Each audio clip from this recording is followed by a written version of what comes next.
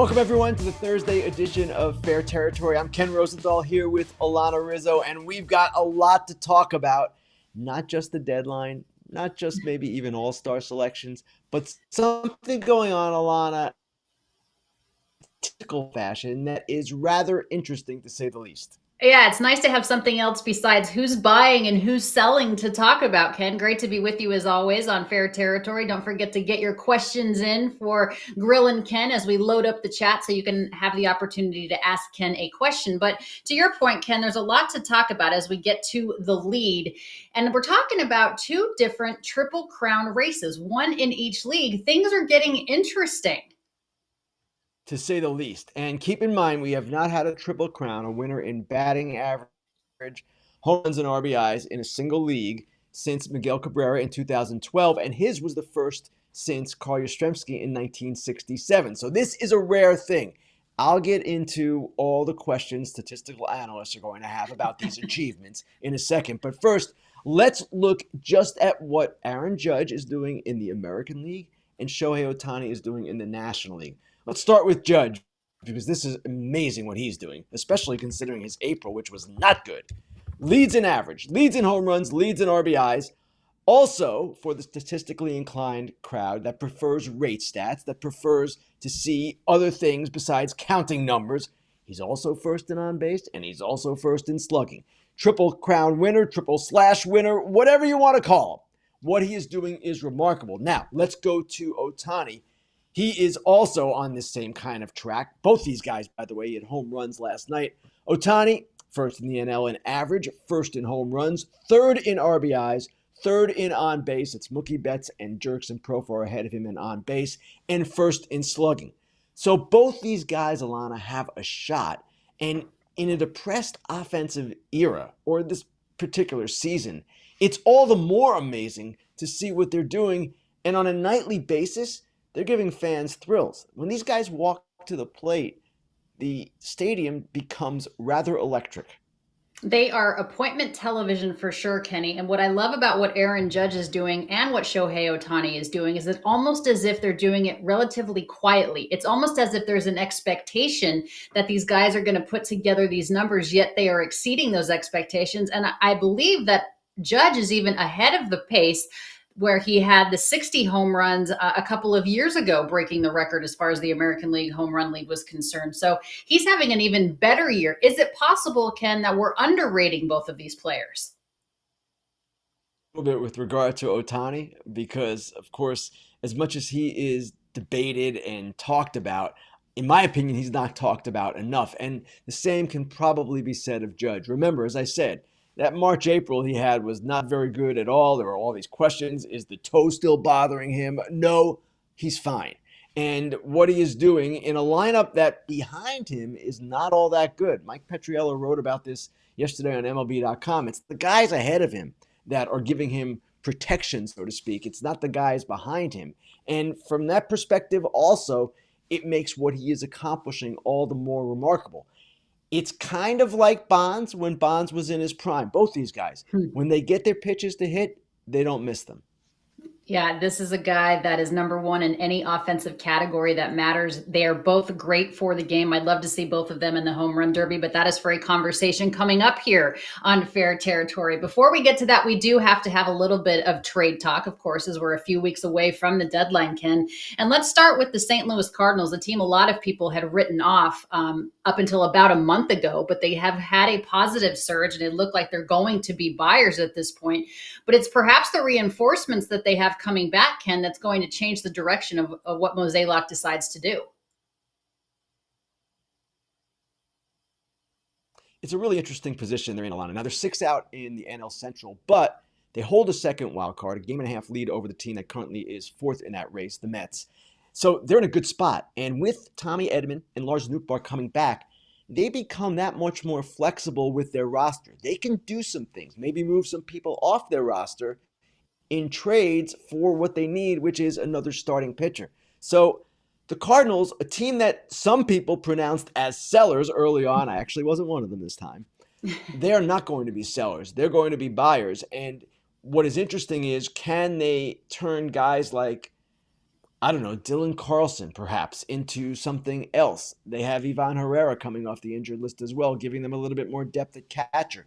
They have major league pieces to trade, and major league pieces in this market are going to be valuable because with so many teams in contention in this era of expanded playoffs, teams are not going to want to give up necessarily prospects or make certain kinds of moves. But if they can fill a need with major leaguers from your club and give you perhaps excess from their own, that is going to be valuable. And for a team like the Cardinals that have these pieces to trade, that is going to be all the more important as we go forward here.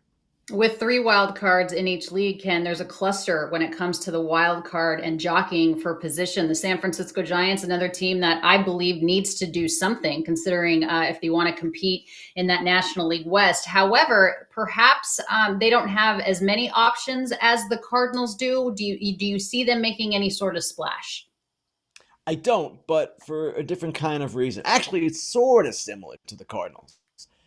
With the Giants, they too have a slew of players on the injured list that are going to come off. The Cardinals have only two, but the Giants have a number of players that are going to come off who effectively will be their deadline additions if they don't do anything else. Let's look at some of those names because it's a rather interesting group to say the least. Now, Mike Yastrzemski is back. He just came off the IL. The first four names here: Kyle Harrison, he'll be first, Blake Snell, Robbie Ray, and Alex Cobb.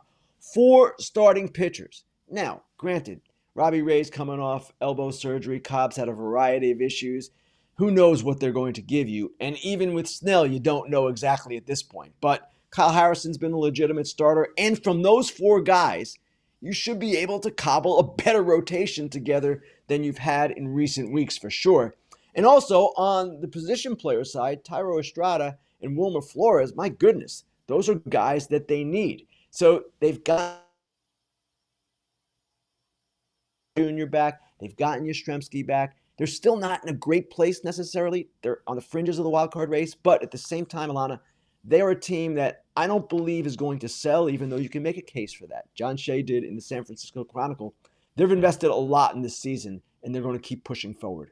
I really wish the Blake Snell situation would have turned out better for them. I would have loved to have seen him be able to compete there and see if it would have been at least a little bit more competitive in the National League West. Ken, there was a trade already. The Tampa Bay Rays have parted ways with Aaron Savali. He is now a member of the Milwaukee Brewers, another team that's been decimated by injury. How the Brewers are still atop of the NL Central with what they've had to deal with is surprising. But what does Savali do for them? He gives them an established major league starter, not having a good year. There's no doubt about that. And if you read the Athletics trade deadline watch, you probably could have seen this coming because our writers wrote about a week ago, I believe, having their own pitchers coming off the IL fairly soon. It's Shane Baz and Jeffrey Springs. That gave them the ability to make a move with Savali. Now, the Brewers, we've also written in the trade deadline watch, are not going to be out there picking up the most expensive guys. But we've seen them add Dallas Keuchel, who gave them a good start last night. And now we see them add Savali, and who knows, perhaps the change will do him good. This was a very competent major league pitcher. The Rays gave up a lot to get him, if you remember. Kyle Manzardo, a top first base prospect. But he struggled this year, and now they have these guys coming off the IL. So he was expendable to them. They trade him for a minor league infielder, not much coming back. But at the same time, this for the Brewers is the kind of piecemeal thing that they've always done at the deadline. I believe they should do a little bit more and get more aggressive, given that they have a 6-game lead in the division and are really primed here in a very big, but this is the way they operate. Yeah, and for some reason, it continues to work. They do a lot with a little, and so far it's worked for them. We'll see how far they can get into the postseason. Obviously, I believe they're certainly going to get there. All right, as we make our way now to Grillin Ken, don't forget to load up your questions in the chat for Ken.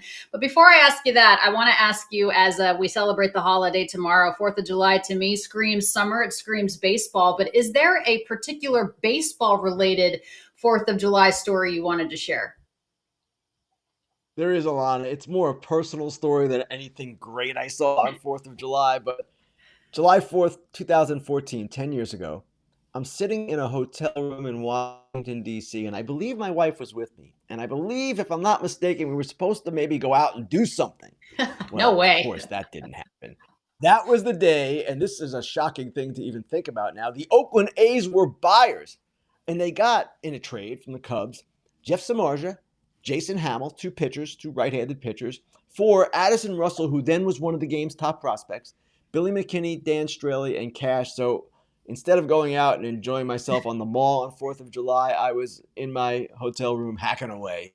Hacking away and trying to figure out how to spell Goose in the Samardzija story. without having to look at it 1,000 times. And how your poor wife hasn't DFA'd you by now, Ken Rosenthal, I don't know. All right, time now for Grillin Ken as I'm you a get lucky your man. question as you get your questions in. We have a question in the chat. This is from Michael. In your opinion, Ken, who's more clutch? Show, meaning Shohei Ohtani, of course, or Aaron Judge?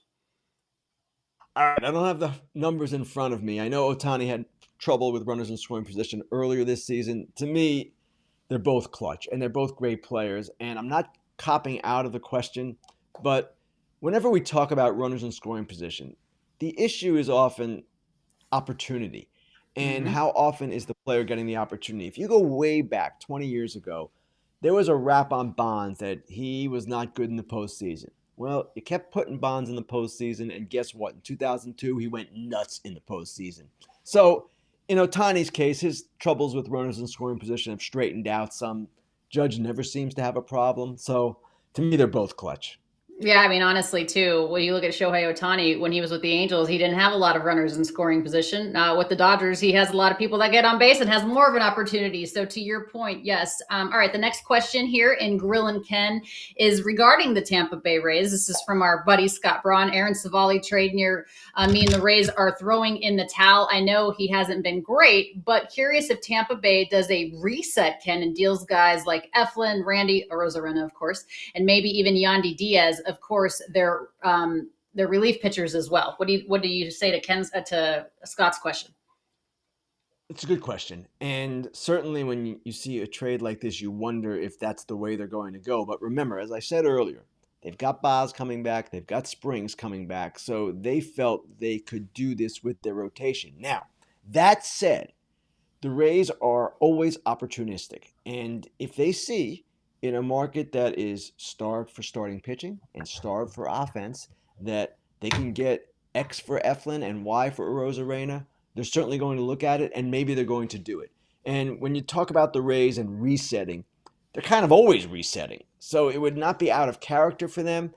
It would not necessarily concede the season. They always seem to have other bodies, and maybe they would get something back that could help them short term as well. So I don't rule anything out with them, but I see this move more as a reflection of their depth with Springs and Boz coming back. Yeah, a lot of guys on that shelf as far as the starting rotation is concerned, and they went out and for a long time early on in the Rays season, a super chat opportunity. We always appreciate all the super chats coming in on fair territory. This is on the Oakland A's stadium in Vegas. This is from Daniel, good friend of the program here. What's up with the A's? They have to start building this stadium in Vegas soon, right? Yeah, like when are we going to get the hard hats and the shovels out? Well, that's always the question. And until the shovel is in the dirt, we can't be sure this is going to happen. Maybe even after the shovel is in the dirt, we can't be sure this is going to happen. There's still some legal challenges going on. It's going to be really interesting to see if this actually transpires or if the A's somehow end up, I don't know, in Sacramento, back in Oakland. I'm not saying these things are likely to happen. They are not. The most likely thing is the A's in Las Vegas.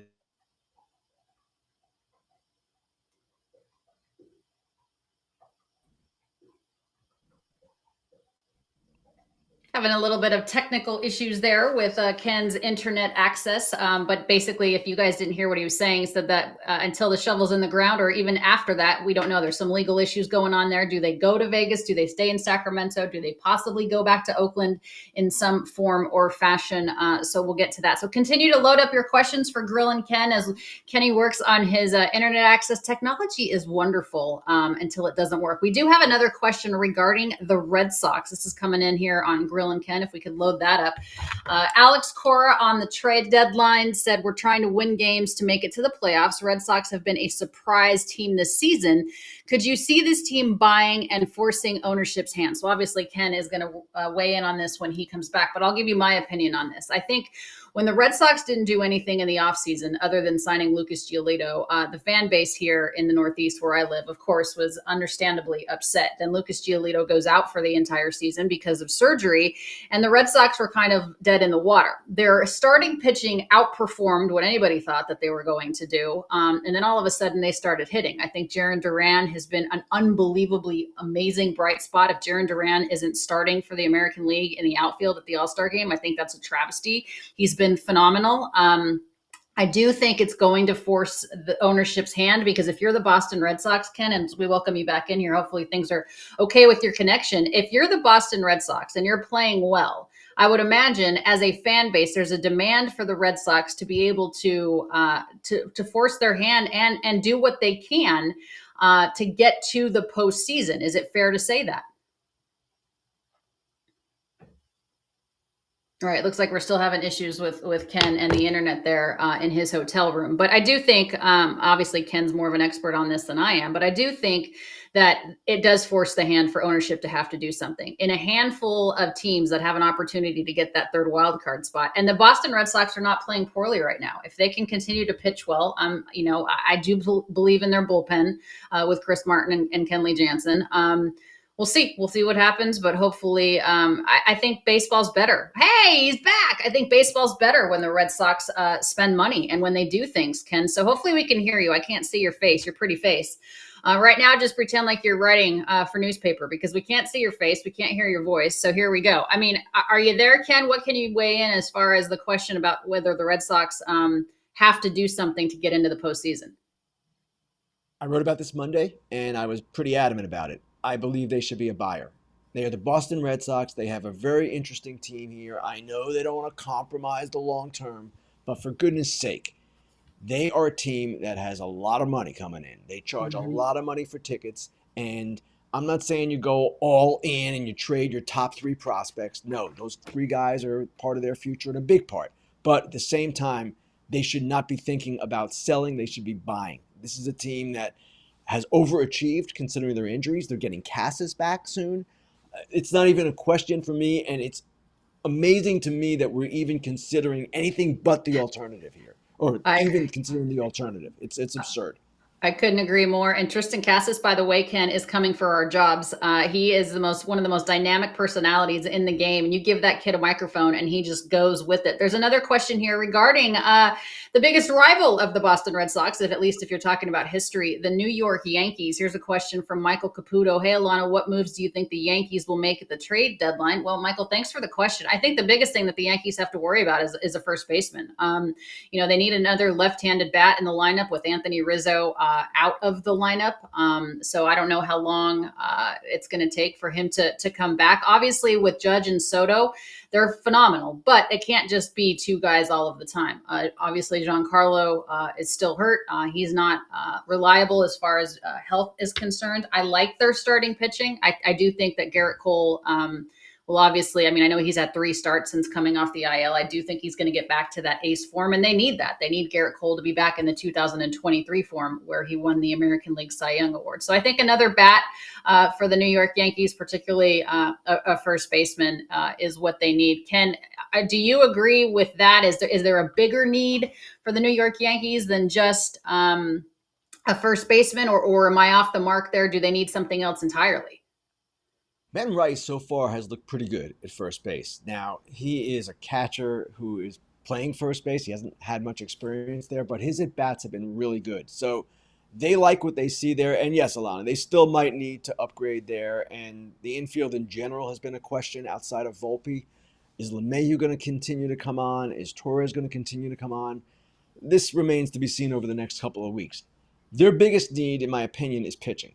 And one is a starting pitcher, and 2, the bullpen in particular, because they don't have great strikeout stuff in that bullpen, except for Holmes and maybe Luke Weaver. Those are the guys who have emerged and who have been their best relievers, but they could use more there. And that's the area where I expect them to focus on. And listen, we don't know where Luis Gil's going to be the rest of the year. We don't know what health issues might arise in the rotation. So a start or two is going to need to be something they look at.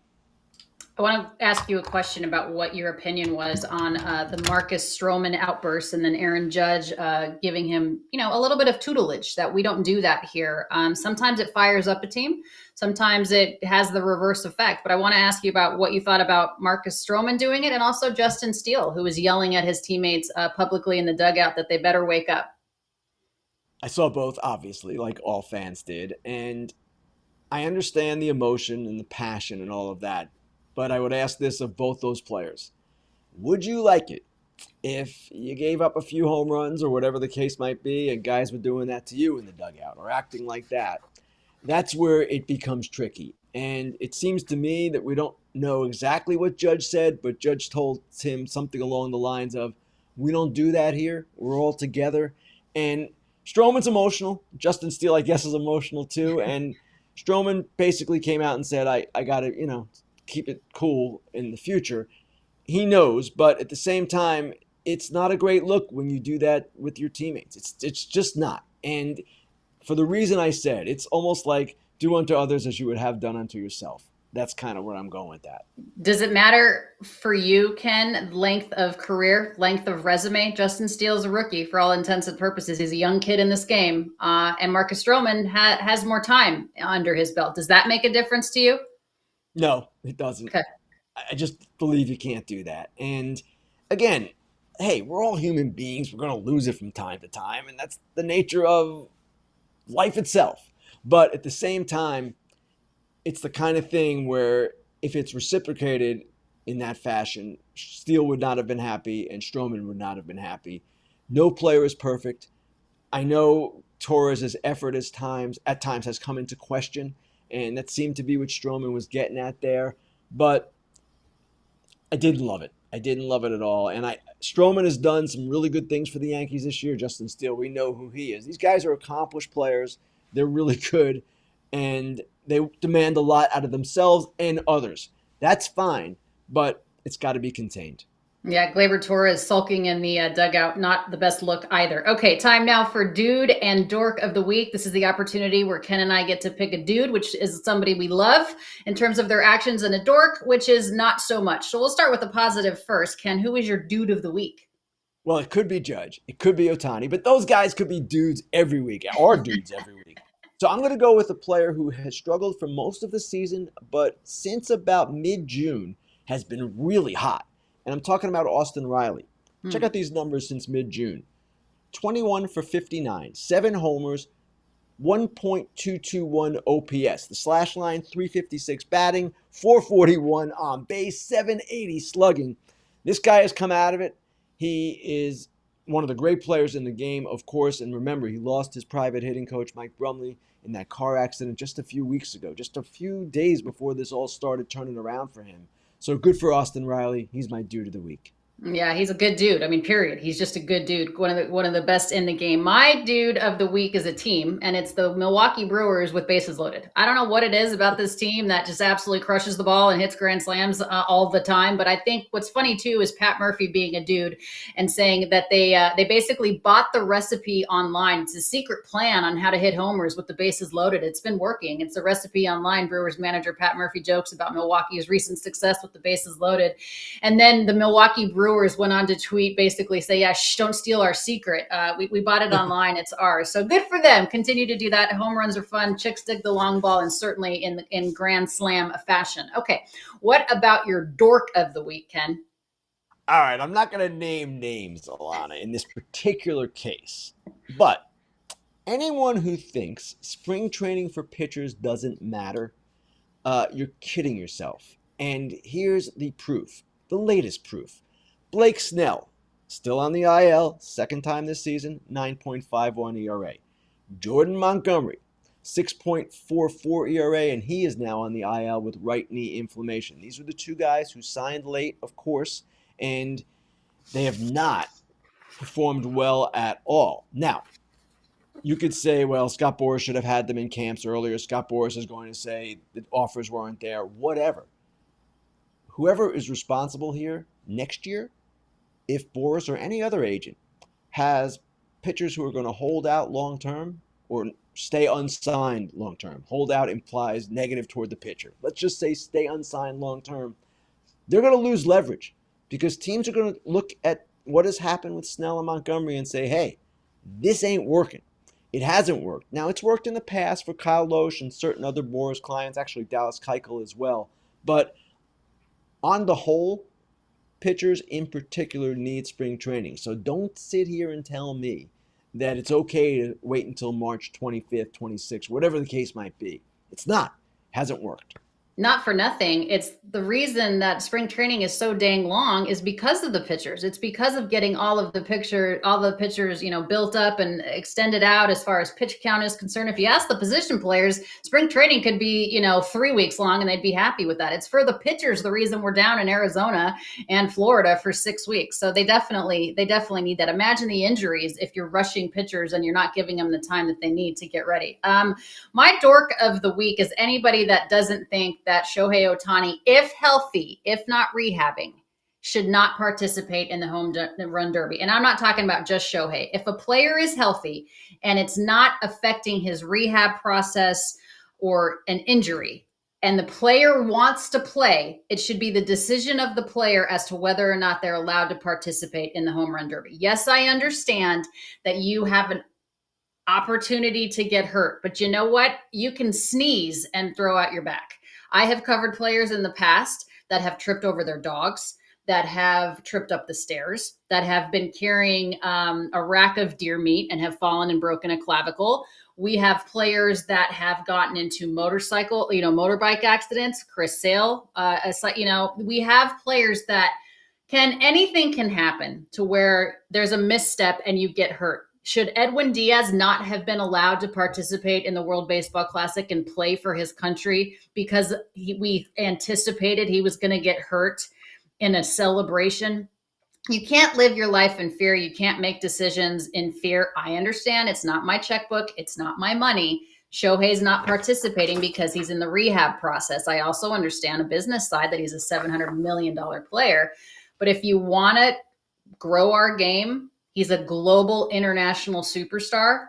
If Shohei was healthy, I'd say let him play. That's my dork of the week. I'll give you the counterpoint really quickly, Alanna, because it's an interesting question for sure. Dave Roberts had a quite fascinating line yesterday when he said, it's not Shohei Ohtani's responsibility to carry the entire sport. And for the most part, he wears that responsibility pretty well. And if he's not going to be in the home run derby because the Dodgers fear the rehab with the elbow, I don't have a problem with it in this particular case. But I do agree with you with regard to the World Baseball Classic in particular. That is a big thing. The home run derby is an exhibition, whatever. The WBC is something that really matters. And in my view, teams are overly careful, and they're overly careful for a reason. But your point is well taken. Guys keep getting hurt anyway with the teams being so careful, so how are we doing with that? And it's interesting. With regard to innings limits now, you're starting to see and hear from teams that, we're not going to be as rigid about that because, hey, our track record hasn't been good as it is, so we'll go by how the player is feeling. In this case, when you're rehabbing off a second major elbow surgery, I can see where the Dodgers are coming from, but in general, I do agree. It's too much of a conservative outlook by most clubs at all times, and at times you have to let the players go. Yes. And I understand that they have changed the rules as far as the Derby is concerned. It's more about time versus out. And, people are swinging out of their shoes to try to hit home runs. We don't even get to see where the ball lands because we're already focused on the next swing. So I understand from that perspective as well. Yes, it's not his responsibility to carry the sport for the world, but he's also been, to whom much is given, much is expected. And if you pay somebody $700 million and he's an international superstar, I mean, it is what it is.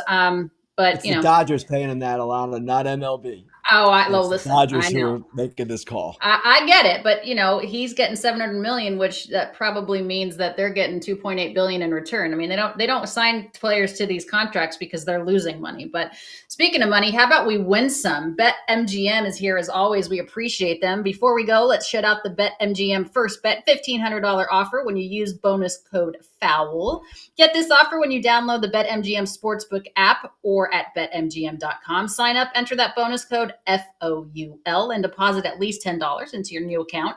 Place your first wager and receive up to $1,500 back in bonus bets if the bet loses. If the bet does lose, your bonus bets will be available once your initial wager is settled. Gambling problem or concern? There's help. Call 1-800-GAMBLER. So Ken, it's always a blast to be with you. Thank you, everybody out there, for listening and watching us here. Subscribe on YouTube, Apple, Spotify, wherever you get your podcasts. Ken, of course, is back with a brand new Fair Territory on Monday at 9:30 Pacific, 12:30 Eastern. Dodgers Territory follows Foul Territory. Foul Territory is next, and then Dodgers Territory is today after that. Dave Roberts joins the show. It's our 30th episode of Dodgers Territory, so we got number 30 on this show. So for Ken Rosenthal, I'm Alanna Rizzo. Thanks for being with us. We'll see you next time.